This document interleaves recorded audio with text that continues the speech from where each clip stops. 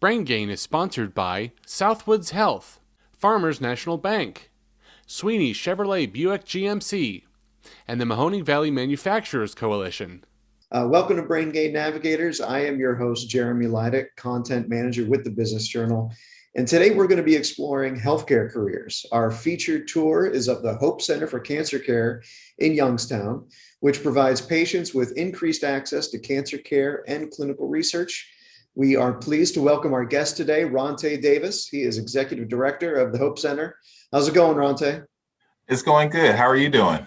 Hanging in there. Glad to have you on for today's webinar. Yep, I'm glad to be here. A little bit later, you're all going to hear from Rhonte, who will be ready to answer any questions you have. So be thinking about what you want to ask him. But for right now, I want to play a video of our visit to the Hope Center, where we spoke with some of the employees there about how they got into the medical field and what their day is like. So enjoy the video, and we will see you in just a few minutes. Hello, my name is Ronte Davis. I'm the Executive Director with the Hope Center for Cancer Care. We're going to take you on a nice little tour of our wonderful facility. So we're currently in the treatment room. This is approximately 20 plus chemotherapy chairs. We treat patients on a daily basis, always taking care of them. This is our nurses station. I love nursing just because you get to care for patients, specifically oncology, dealing with cancer patients. I have pretty much always been a caretaker in my family, with or without the experience and all that, so I got into schooling basically to take care of my father. My mother actually passed away when I was very young to cancer, and so that really motivated me even more to get into this field. It takes a special kind of person to do this kind of work. It's difficult, but to have the kind of team that we have means a lot. Day to day, we're bringing the patients back, we're assessing them, seeing how they're feeling, if there's any issues. We're checking their blood work. If there's any issues with their blood work, we're discussing it with the doctors. We work a lot with them. I always fascinated by medical field, and I used to ask when my parents would take me to the doctor, I used to ask all the questions. This is why I went to medical school. I decided to go and help people like doctors help me. We do have a wonderful chemo education room. So before any patient sits in the IV, we spend time with them and discussing their treatment plan, their options. I did my med school in my home country in Lebanon, 4 years of med school. Then I came in here to this country. I went to Carlow University in Pittsburgh. I personally just have my associates in applied science for medical assisting. So after you finish medical school, you need 6 years of internship and fellowship to be a full oncologist. You can get certified in different areas, so once you're a nurse, you can get certified in oncology or critical care or anything like that. I take it as a building block to get to the RN position. That is also an associate. You can get into a bachelor's. For me, I think math is the basis of all sciences. They need to have the basics in math, because the math is the source of all information that we're getting. Nursing is a lot of science-based, so primarily that's a lot of your education. Math, science, I would say more so than anything else, but yeah, English is fundamental. All my colleagues, they showed interest in biology. You need to do biology, you need to chemistry, you need to go biochemistry. But this is where patients wait before they see the physician or go into the treatment room. We have a relationship with Patient Point, and they are provided resources through Patient Point also. So it's just another way of being able to connect and provide resources to our patients. Currently, this is the medical assistance area. We have at this facility, we have 8 exam rooms, and for the most part, every day it's really busy. So this is one of our exam rooms. As you can tell, this is where we have an opportunity to serve our patients. This is really a unique tool. As we talked about with Patient Points, even in our exam rooms, they can learn about chemotherapy, they can learn about different side effects, they can learn about resources that's available. Again, connecting to our patients. The one thing that's in at our center is that, for the most part, it's a one-stop shop. They can see a physician, get labs drawn. We'll show you shortly our MID, which is a retail pharmacy. I always want to give kudos to our staff. that really pour into our patients and each other. You truly have to be a people person to do this kind of work. The nature of our business, of course, there's a certain amount of sadness. You get connected with people and their families. You have to deal with the different emotions that anybody would go through. There are people like me who are actual success stories. Some of the same nurses that work here now took care of me when I was going through cancer. Knowing that cancer is exactly what cancer is. You never really know exactly what's going to happen, what the outcomes can be. It's hard to see them struggling sometimes. It's hard sometimes not to take that emotion home with you just because you really care about them on a personal level. The trick is for me is to find in my heart the time to listen, even if I'm busy, even if I know the clock is ticking. A doctor has always found the time to listen to the patient, see what's going on. So this is our laboratory area, and this is where we have patients that they draw blood. And again, this is part of the one-stop shop. So here, we're actually in our medically integrated dispensary, which is retail pharmacy. You go to your Walgreens, CVS, and able to get prescription drugs. We offer that for our patients also. In oncology, every day there are rewarding moments. When they complete their treatment, they'll ring the bell in the back. The simplest thing that you remember about them means so much to them. Even asking about their dog or whatever, it makes their day so much brighter. Getting scans coming in that say no progression. We have bad days, but we have also good days, and we have more good days than bad days in this profession. As the executive director, I'm responsible for every aspect. It's a very similar role as the CEO role. So whether it's managing patient care, managing relationships with insurance companies, every aspect of the business comes through my desk. And so if you're excited about business and running a small organization or even a large organization, an executive director is the right role for you. It's an exciting field. Medicine now is much different than when I started. It's great to go back to school, continue your education, but it's never too late. Just get out there and do something and be proud of yourself. I love nursing. I recommend it to everyone. It's a great, rewarding career, and just being able to help people is an honor. What'd you think, Rhonte? It turned out pretty good, huh? Oh, it's beautiful. It was amazing. I can't wait to share with our staff. This is amazing. I really appreciate it. I'm glad you enjoyed it. All right. So now I hope everyone enjoyed the video, and we are opening the floor to questions. If you have a question for Rhonte, you can either click the raise hand icon down at the bottom of the Zoom. And when you click that, I'll be able to unmute you so you can ask your question. Or if you prefer to type out your question, there is the Q&A box down at the bottom of the screen as well. And I will ask the question for you. But just to kind of get the ball rolling, I have a couple of icebreakers.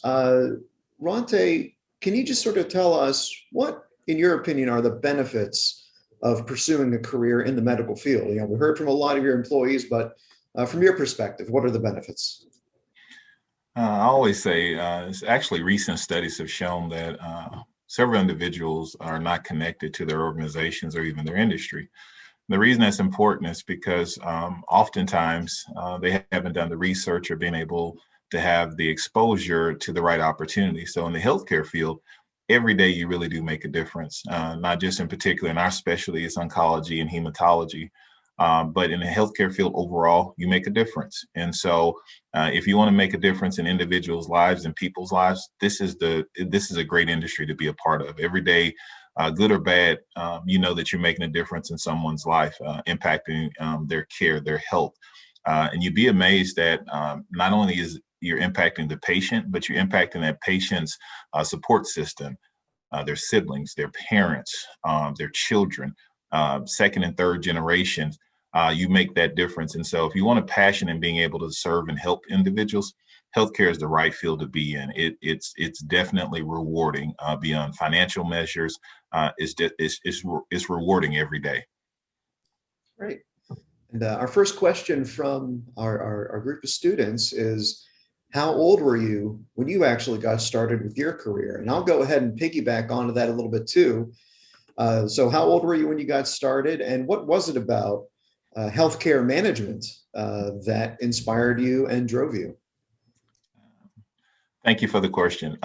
So for me, I've always been associated with business, even at a young age. So I would say mid-teens, I was affiliated with a number of organizations. I'm originally from Dallas, Texas. And so I had the opportunity to serve as secretary and treasury of a number of nonprofit organizations in Texas. So it gave me insights in being able to understand businesses, whether it's for-profit, not-for-profit.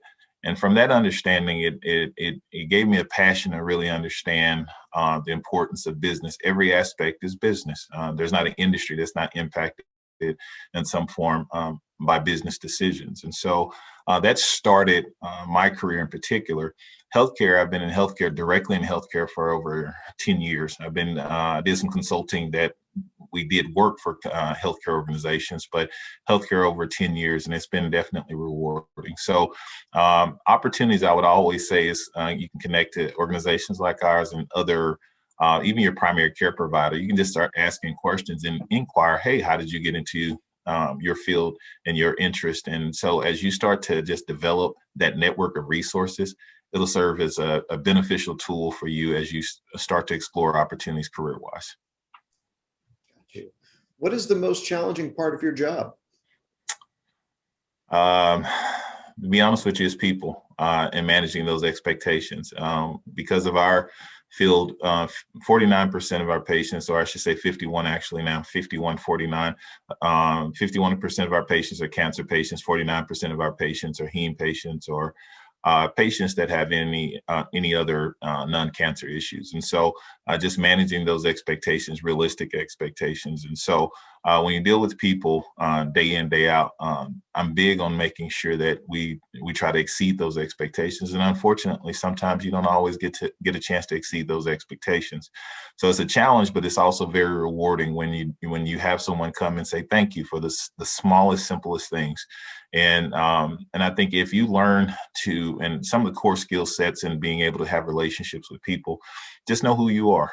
Your experiences, your past is part of your journey, and it's part of your success. And so I would say that's one of the challenges, just managing those relationships and relationships with people, trying to always overachieve in those expectations. And what sort of expectations do you have for employees? What kind of qualities are you looking for? So things that we look for at the Hope Center for Cancer Care, of course, depending on their skill sets, that they have had some history or connection to healthcare. Then certain trainings, whether in the video showed, whether you're a medical assistant, their certifications, if you're a nurse, associates in a nursing degree. If you're a nurse practitioner, additional education. If you're a physician, the training that Dr. Kimian in the video that you had an opportunity to listen to. So things that we look at is, number one, of course, education and training. But then the core skill sets is communication. Are you an active listener? Do you want to serve in a oncology and hematology field? There's a number of specialty fields in healthcare, and it's important in oncology and hematology. You're dealing with a very particular patient population. Accountability, respect are some of the things that we look for in making sure that we have the right individuals that join the Hope Center for Cancer Care. And most organizations will have those same attributes and those traits. Got you. So if someone were to start working at the Hope Center, can they be working there and still be attending college? Yeah, that's not a problem. We actually, last summer, it halted, but we will start in the process of potential internship program where they had an opportunity for a period of time to be able to just get exposure in all areas, just in our organization. And when you say all areas, it's not just the fields that we talked about there, medical assistant, nursing, physician, nurse practitioner, but from the business side of it, our central business office, and they do all the billing and insurance information. So there's a variety of different opportunities within not just the Hope Center, but within the healthcare field. And so oftentimes we work with students from the opportunity to gain experience, but then also to continue their education or further their education. And just kind of expanding on that, if a student is in high school, as many of our participants are, or middle school, what sort of opportunities can they be taking advantage of if they're interested in maybe pursuing a career either in nursing or with some of the business management positions that you were just talking about? Yeah, that's a good question. So I would say if you're in middle school or even if you're in high school, I would first start with your family physician or doctor. The reason I say that is that that's typically, you're going to have more touch points than someone like our organization. Our organization is like a specialist. There's eye specialists, there's ears, nose, and throat specialists. And so you have a number of physicians that specialize in different parts of the body, whether it's heart or lungs, skin, hair, just different types of aspects of the body. And so I would start with your family practitioner. And the reason I say that is that gives you the first step in being able to connect with someone that you have a existing relationship with. From there, there's a number of, whether it's nonprofit organizations or for-profit, that you can patch in and be able to, some organizations have internships. I would say as of right now, a lot of organizations have limited due to COVID-19.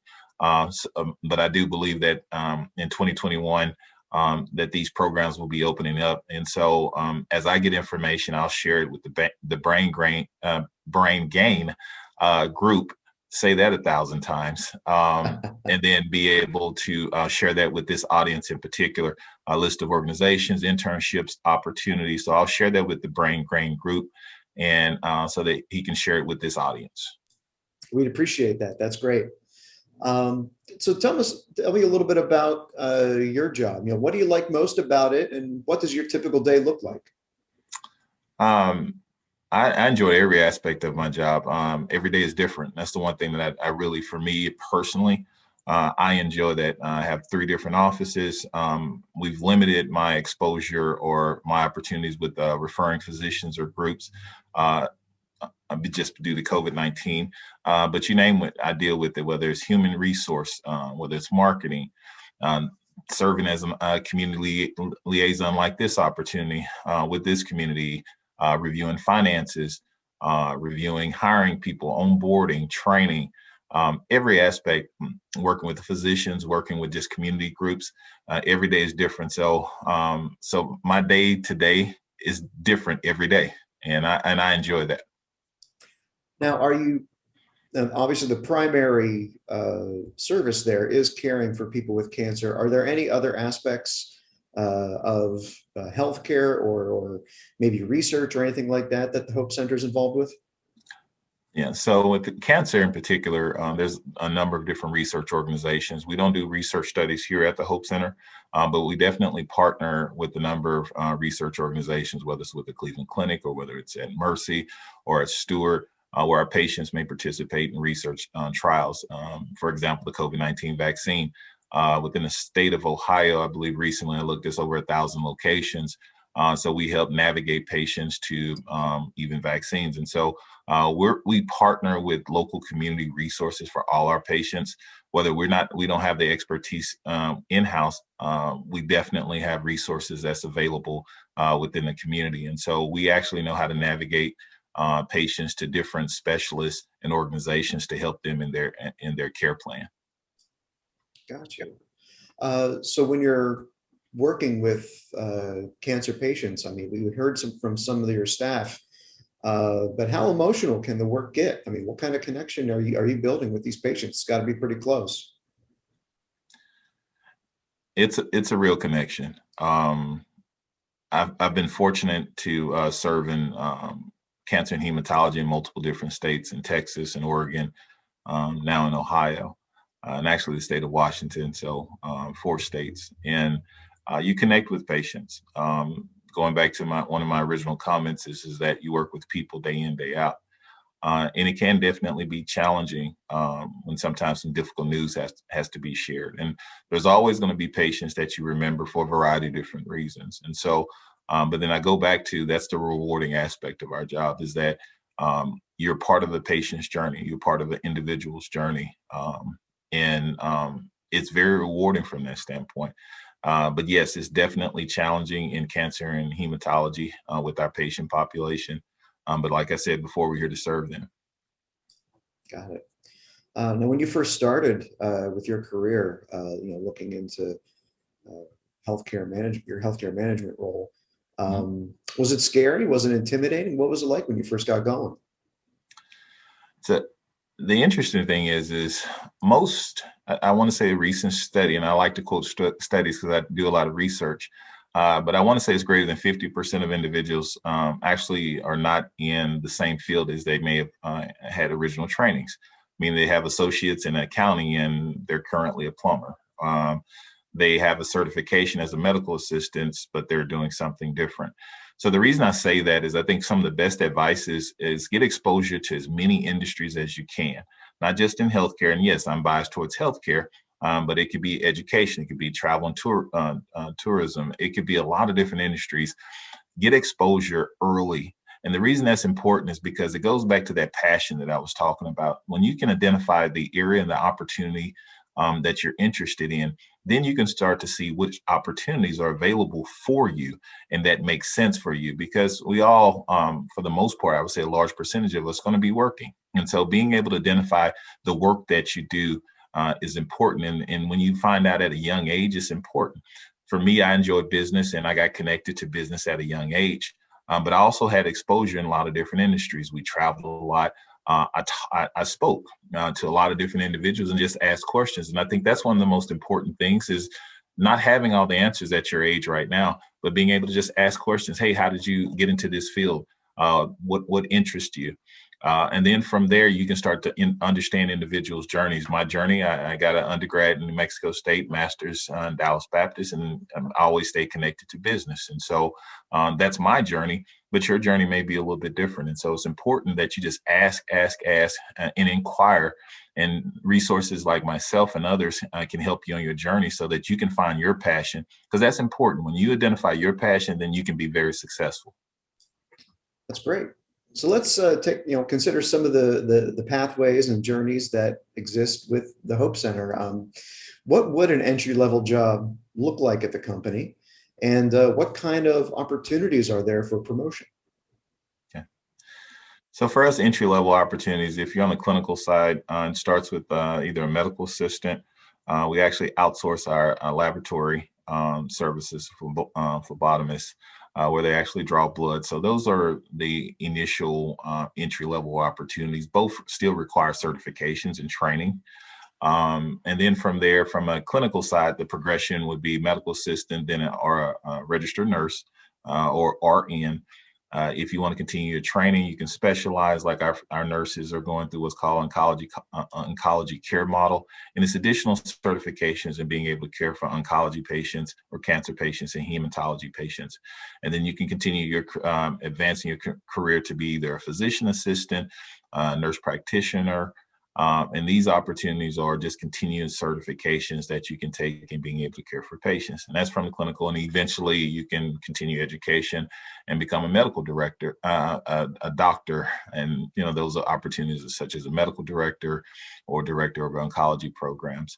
And I definitely would recommend, there's actually studies that show that there's a shortage of physician shortage over the next 10 to 15 years. And so I would definitely recommend it.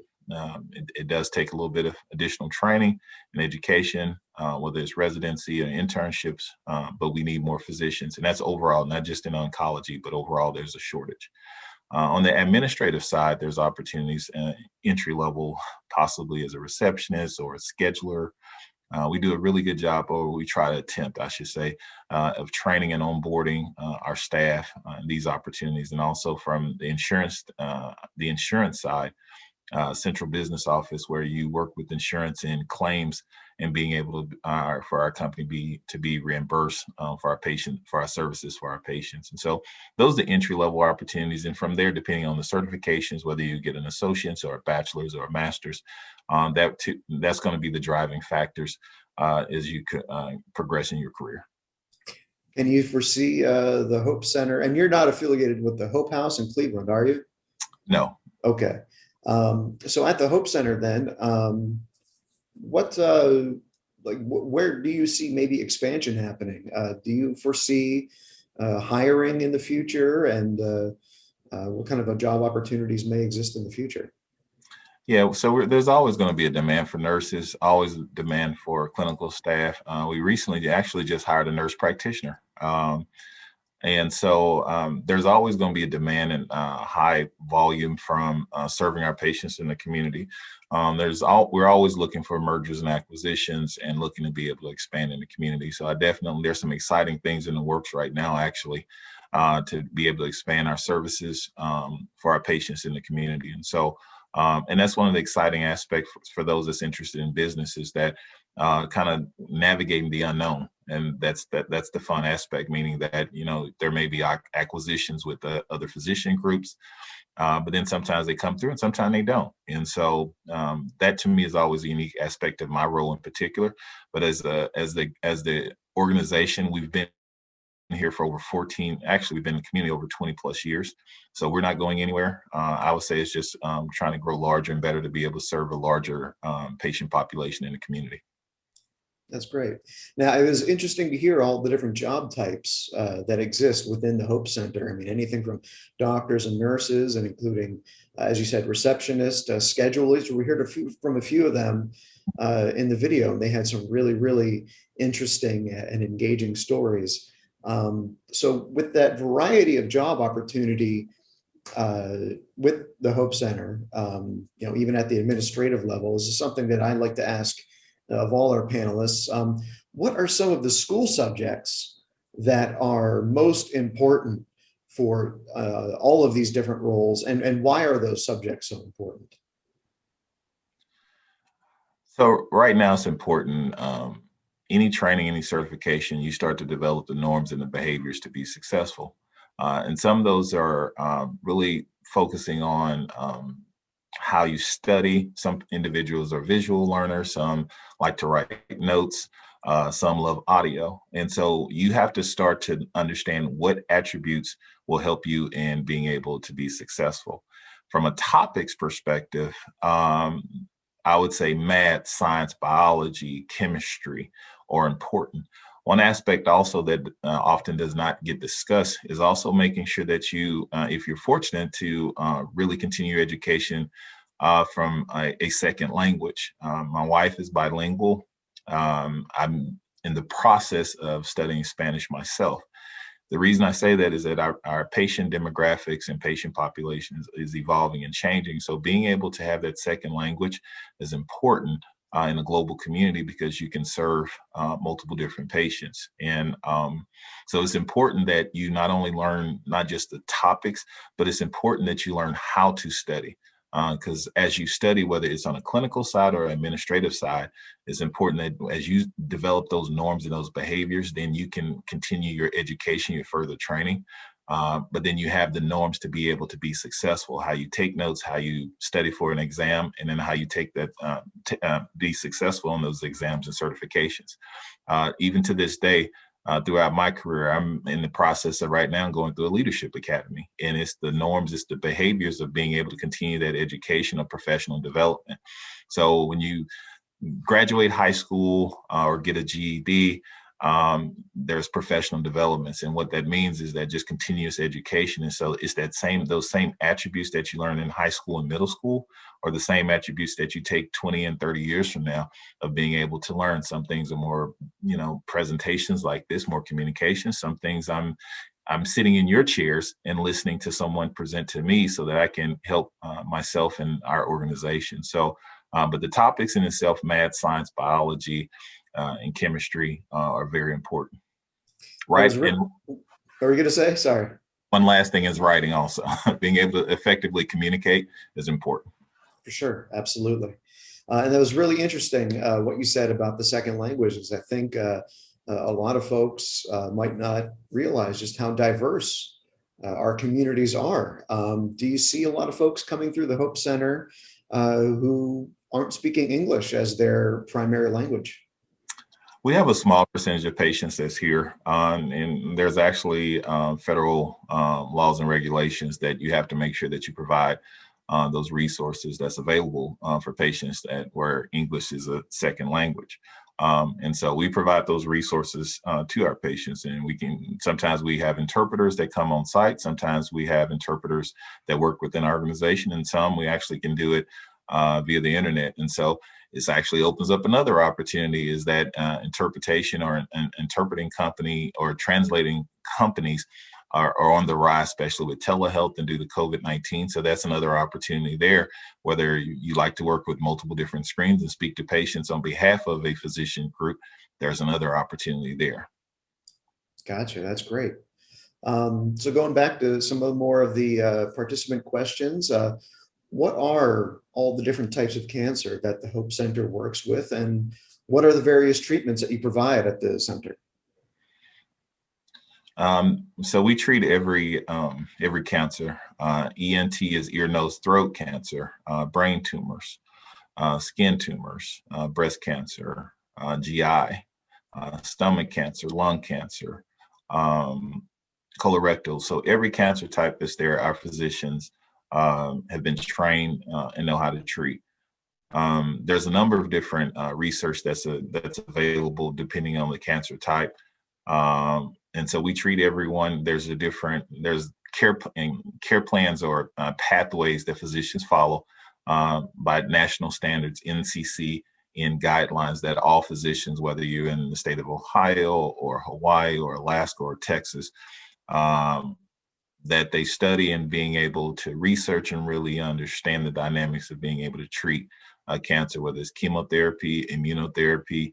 There's a number of different treatment options that's available depending on the type of cancer and the patient, and being able to serve those patients. And so it's actually very exciting. Dr. Kimin, who represented us on the video, as he had mentioned, is that there's a number of different treatment options that's available. If you also remember in our video, we have what's called an MID, which is retail pharmacy. And we're able to treat patients where they can actually go home for therapy. So that's pretty unique from the standpoint of 30 years ago that there's very few options, versus now a number of patients can actually get their care at their residence and at their home. So the cancer environment is definitely evolving, and it's unique, and it's actually exciting. Unfortunately, just today, I realized, or similar information, that cancer and heart disease are still the top two drivers as it becomes to some challenges. We'll just say it that way. For sure. What is one thing you wish someone would have told you about your job before you got started? I would say consistently always just developing communication styles. My communication, and just everyone is different in how you operate and how you learn. And so just being open to different styles of communication. I've been fortunate to work in multiple different states, and every audience is different. And just being able to understand the importance, how to connect with people, but then also being able to just drive effective relationships. And so it's important to really, and I've strived to actually put myself in other individuals' shoes so that I can be able to help them on their journey of however I'm supporting them or providing any information or anything for them. About how many hours are you and your staff working each week? So the Hope Center is open Monday through Friday, 8 a.m. to 4 p.m. We always have overachievers, and that's a lot of our employees. So sometimes they'll come in a little bit early and stay late. I'm probably not the best candidate because I work, almost every day, but it's just because I'm passionate about the work that I do. And so when you're passionate about the work that you do, it doesn't seem like it's work. And so I enjoy every aspect of it, but our staff and our physicians and everyone, they put in the time to be able to serve our patients. As we remember, we make a difference every day. And so they don't shortchange with any one of our patients. Okay. And can you just remind our audience, how many locations do you operate, and how many folks are you employing across those locations? The Hope Center has 2 sites of services, one in Boardman, Ohio, one in Youngstown, one in Boardman and one in Warren, Ohio. Then we have what's called the Central Business Office in downtown Youngstown. We have over 75, roughly 70 employees currently employed through the Hope Center for Cancer Care. Per week, we see north of 550 patients at both sites of services. We have 4 physicians, 3 nurse practitioners, and we are looking to expand. All right, very good. And just kind of touching back on what students can do to kind of get geared up for doing the work to fill those jobs as you expand them. What are some of the things that you would recommend students do right now, regardless of what age or grade level they're in, to start preparing for that work and preparing for that journey? Yeah. So what I would recommend right now is volunteer. You can look up ASCO or American Cancer Association and look for volunteer opportunities within the community. The reason that volunteer is important, it'll give you exposure to these organizations and the work that they do. I would say be patient also this year. Anytime, if it was any other year from COVID, I would say right now we're almost kind of behind the 8 ball because it'll be so many community events that's happening right now where we're in need of a lot of volunteers versus this year. A lot of organizations have not still made decisions on if they're going to continue with certain programs. So I would say volunteer. You can start actually at the YMCA. The YMCA or typically have access to a number of different organizations, and they have branches that connect you to other organizations. So by volunteering, it gives you the exposure. And the reason this is important, when I say exposure, is some of the best decisions that you can make is when you learn that you don't want to do something. It's not always what I want to do. Sometimes it's the best decision. I do not want to do this. And so that exposure is very important in your career and your career plans, and that's important. And so the quicker you learn that you don't want to do something, that will help you in your process. Very nice. And do you work with any organizations like the YMCA as far as maybe coaching or mentoring or even building sort of an employment pipeline to the Hope Center? Yeah, so currently we're working through that process. We have a marketing liaison. I believe she's on this phone call. Her name's Crystal Shells.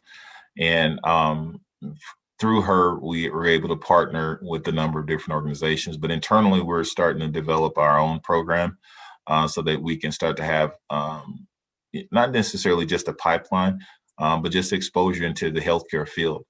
For me, I look at it more of a global viewpoint. And the reason I say that is that from an internal focus, we could say, hey, we just want to develop a pipeline just for the Hope Center for Cancer Care.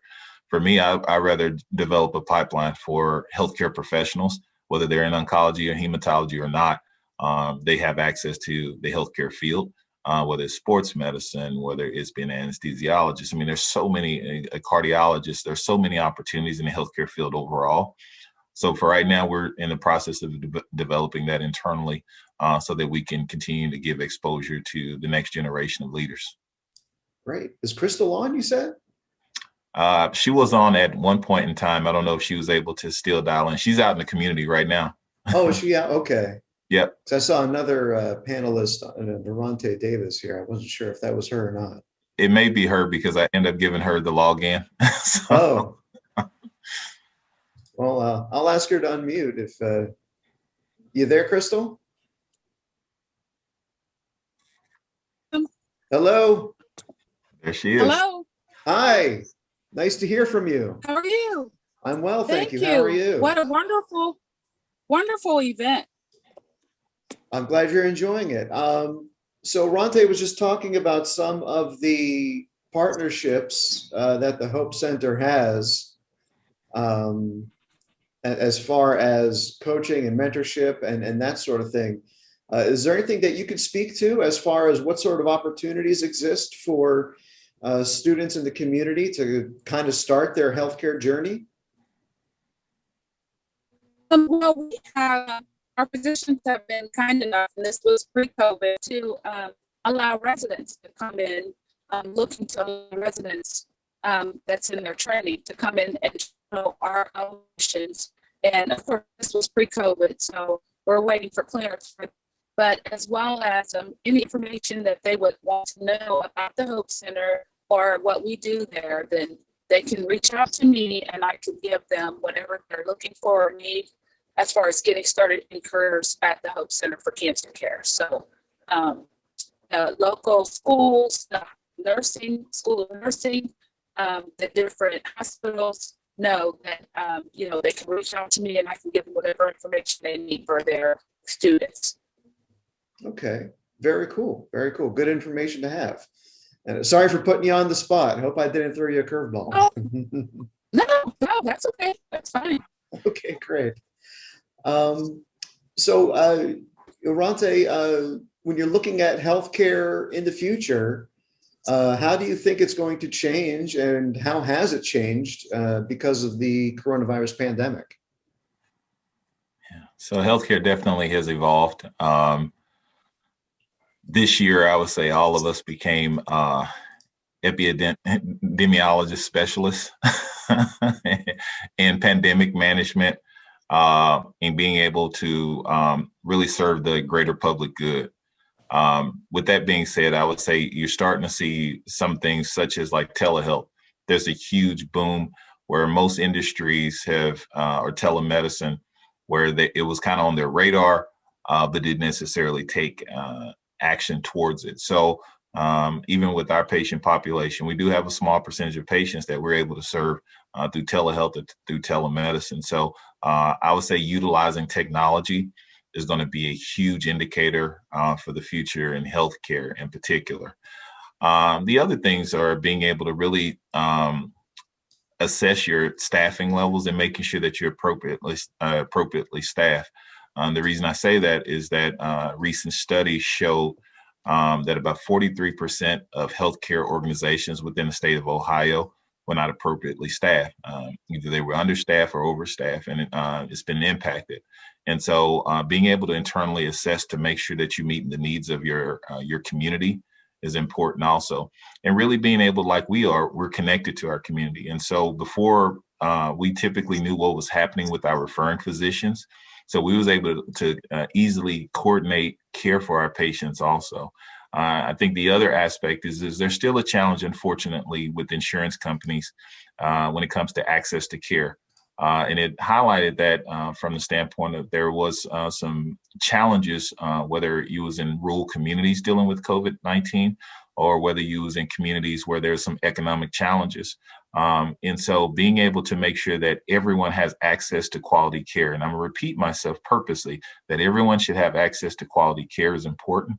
And so I would say just you're starting to see more reform, even in legislation, to make sure that individuals have access to care, whether it's transparency in pricing, but making sure that you have access to care. So to me, it's unique that the healthcare field is definitely going to be evolving over the years. So technology and making sure that everyone has access to quality healthcare. Okay, very good. All good to know. And I don't see any other questions on our board. I personally don't have any other questions. Any final thoughts? Any parting wisdom or advice for our students who are watching today before we sign off? Yeah, I would first say thank you for the opportunity for both Brain Gain and for the next generation of leaders to listening to me and the Hope Center for Cancer Care. It's an exciting time to be in the field of healthcare. I would say make sure that you take time, learn, study, learn from those that have experience, and ask questions. You don't have to have all the answers. And I'll be honest with you, oftentimes we don't have all the answers, but we work together so that you can be successful. So I thank you for this opportunity. I pray that this was beneficial for you, that you learned something, one little thing to be able to add to your toolkit on your journey to success. You are our future, truly are. And so this is a milestone for you, being able to participate in this. And I look forward to learning more about each of your futures. And if we can be of any help to you on your journey, don't hesitate to ask. Perfect. Perfect. I'm sure the students will appreciate that opportunity. Well, I thank you, Ronte, and I thank you, Crystal, so much for being a part of this Brain Gain Navigators webinar. And thank you to the students for and the mentors, everyone, for attending today. I look forward to seeing everyone again for our next Navigators event. We're looking to possibly have one lined up either for later this month or in early May. And remember, you can watch this video and so many others by going to businessjournaldaily.com, clicking on the Brain Gain link at the top of the page and opening the Brain Gain Navigators section of the page. Or you can still log in to the Junior Achievement JA virtual platform and check out all the different exhibitor booths for the different employers that we're featuring with the Navigators program, because all of the videos are saved in there too. So feel free to watch them on demand, check them out, share them, and enjoy them. And we will see you next time. So thanks, everyone, and have a great rest of the week. Brain Gain is sponsored by Southwoods Health, Farmers National Bank, Sweeney Chevrolet Buick GMC, and the Mahoning Valley Manufacturers Coalition.